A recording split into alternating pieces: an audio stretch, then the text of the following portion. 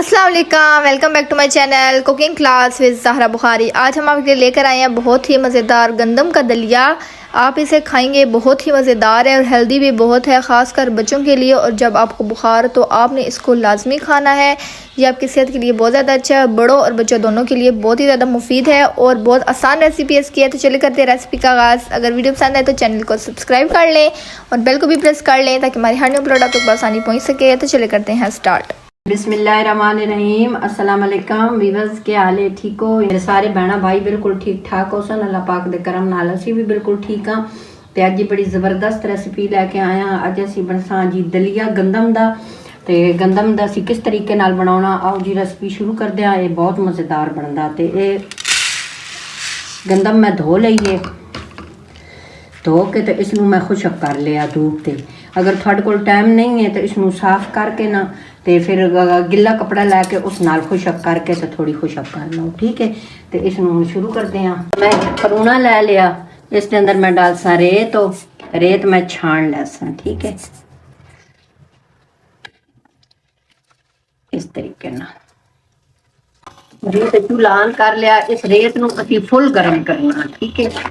इसके अंदर असी ये जिहड़े दाने ना इसकी बुनाई करनी। ते माशाल्लाह गर्म हो गई, क्योंकि पहले मैं एक दाना डाल के ना चेक कर लिया। इसके अंदर हाफ डाल देने, थोड़ी थोड़ी करके इसकी असी बुनाई करनी है, ठीक है। तो इन्हां दी माशाल्लाह अच्छे तरीके नाल बुनाई हो गई। तो रेत करी देने वे इस नाल पोले होंदे ने। इस तरीके नाल तुसी भुन के ते चावल भी ते भी ते तुसी मरुंडा करके ना ते बड़े मजे दा बनदा है। इंशाल्लाह चावल खाण वास्ते तां इंशाल्लाह वही मैं रेसिपी तुहाडे नाल शेयर करसां। इस तरीके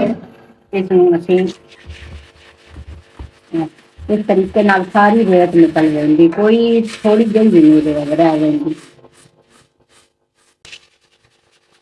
ठंडा कर लेना, दूसरे भी असी इस तरीके नाल भून लेसा। इसनू फिर गर्म होने देना थोड़ा, फिर मिल जाए जी। तो इस तरीके नाल सारे माशाल्लाह भुन के असी तैयार कर लेने। तो जदों सन बुखार चढ़दा ना ते साडी अम्मी जड़े आन वो इस तरीके नाल सन दलिया बना के देंदे आन। सलाम है कसम मैं कहनी हां कि उस टाइम दियां अम्मियां इतना वक्ता कर लेनियां। अजकल दियां असियां ना असियां दियां जी डब्बा दलिया दा लै आओ तो फटाफट हम तैयार कर दिंदे आ। ते जेहड़ियां साडी अम्मी आई ना वो कहंदी आई कि इस दे विच ताकत होंदी, गंदम है ना इस विच ताकत होंदी तो बुखार नाल वीकनेस हो वेंदी। तो वो वाला ये दलिया बना के देंदे आन। मैं कसम उन्हें सलाम कर पेश करदी हां जी। ते माशाल्लाह ठंडे हो गए, इसनू थोड़े थोड़े डाल दे वैसा ते ये जल्दी पिस वैसा नाल नाल डाल सा नाल पीसा, ठीक है। इस तरीके नाल ना थोड़े थोड़े कर दे वैसा ते नाल इस दे ना ऐड कर दे वैसा। इस तरीके नाल ते ग्राइंडर विच नहीं करने, क्योंकि ग्राइंडर विच ज़्यादा बरीक हो वैंदा इसका दलिया, तो वह मज़े दा नहीं लगता। ये साढ़े बच्चों को बहुत पसंद है, क्योंकि इस दे नाल ही मैं होर भी दाने करके रख लैने। इसका मैं दलिया बना के रख लैसा, क्योंकि साढ़े बच्चे बहुत पसंद करते हैं। तो तुसी भी इंशाल्लाह बनया है, थान भी ये बहुत पसंद हो सी। इसमें मैं पीसती हाँ, फिर मैं थान विखानी हाँ कि कितना मोटा रखना है, ठीक है। कुछ मैं पहले छान लिया एक पूरो, तो ये आला भी छान लेने हैं, बकाया जो बचना ना ये असी दोबारा छान के ना इस अंदर डाल लेने जो असी ज्यादा जो भुन के रखे होया, ठीक है। तो इसनों असी ट्राई करते हैं ग्राइंडर विच कि वो किस तरीके नाल साडा हुंदा, ते भी मैं तुहानूं चेक करा दिंदी हां दरदरा जिहा, ठीक है। तो उहदी भी हुण चेक कर लैने आ ग्राइंडर विचों। मैं थोड़ी सहूलत वास्ते करदी पई हां ग्राइंडर विचों, वैसे असल रेसिपी ये आली है, ठीक है। साड़ियां अम्मियां बिल्कुल उस टाइम ग्राइंडर ही कोई ना होंदे तो वो बिल्कुल हत्थां नाल ही लंगरी च ही करदियां हन। इसनूं बंद कर लैने आ।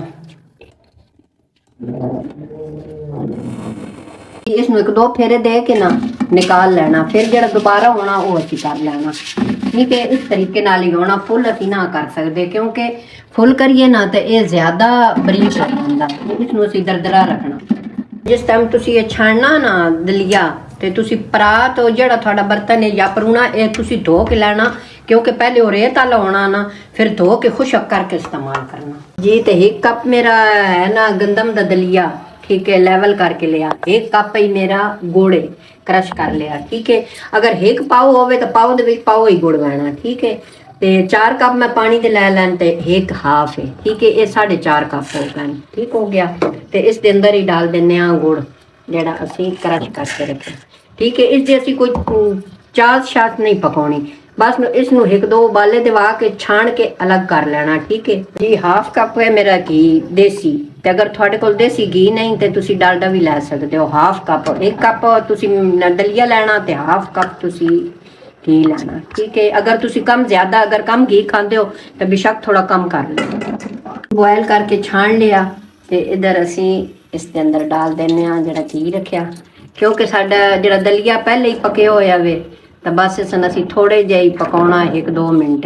अंदर तुसी कुकिंग ऑयल हो या घी जेड़ा भी डालडा होवे तुसी डाल सकते हो, थोड़ी पसंद है जिस तरह तुसी करो।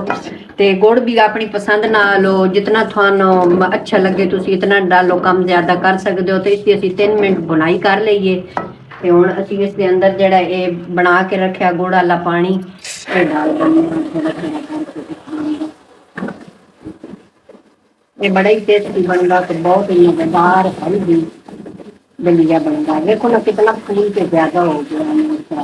अगर तुम ये बना के बच्चों दो इतना उन्हें पसंद आवे ना, ते थोड़े सौंफ डाल देने इसके अंदर। अगर छोटे बच्चों वास्ते बना रहे हो तो सौंफ पीस के डाल दे। ठीक है। सारा मैं इसके अंदर पानी डाल देता है जितना मैं बना के रखा। ते हुण इस चूल्हा थोड़ा ज्यादा कर देने दरमियाना, ताकि अच्छे तरीके नाल असी बनाना भी पतला पतला ही है, क्योंकि हलवे हार नहीं बनाना। बस असी बिल्कुल इतना ही रखना, इतना ही। असी नीचे भी जाके थोड़ा जिहा ठीक होना, चूल्हा बंद कर देने। दलिया साडा माशाल्लाह इतना मजेदार बन के तैयार हो गया। ते करदे आ डिश आउट।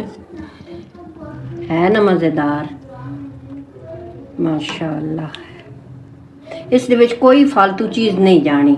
अगर थोड़ी मर्जी की गल है जो बच्चों वास्ते बना रहे हो तो 4-5 बादाम पीस के ना वो डाल दो जी। तो माशाल्लाह इतना मज़ेदार दलिया बन के तैयार होया थोड़ी अखां दे सामने। मैं इतनी मेहनत की थी तो इतना मज़ेदार। तो दूसरी गल है तुसी अगर ग्राइंडर भी करना तो दरदरा ही रखना। ठीक है। ज़्यादा बरीक नहीं करना, दरदरा दरदरा बनाना में। तो मेरे तरीके नाल बनाया सो इंशाल्लाह थोड़ा दलिया बहुत मज़ेदार बन सी। ते ये जेड़े बच्चे कमज़ोर हैं उन्होंने वास्ते भी बनाओ, जो जिन्हें बुखार है बीमार हैं उन्होंने वास्ते ये रेसिपी बिल्कुल फिट है। ये बना के दो तुसी, इतनी हेल्दी भी है तो उन्होंने वास्ते अच्छी भी है। इस दे नाल मैं चाहनी हाँ इजाजत, अपना रखा ढेर सारा ख्याल, मेरे वास्ते मेरी फैमिली वास्ते कर दे दुआ। ठीक है जी, अल्लाह हाफिज़। फिर मिलते हैं एक न्यू रेसिपी के साथ, तब तक के लिए अल्लाह हाफिज़। चैनल को like share comment and subscribe ज़रूर कीजिएगा और बेल को भी प्रेस कर लें ताकि हमारी हर न्यू अपलोड आप तक आसानी पहुँच सके। खुश रहें, आबाद रहें। अल्लाह हाफिज़।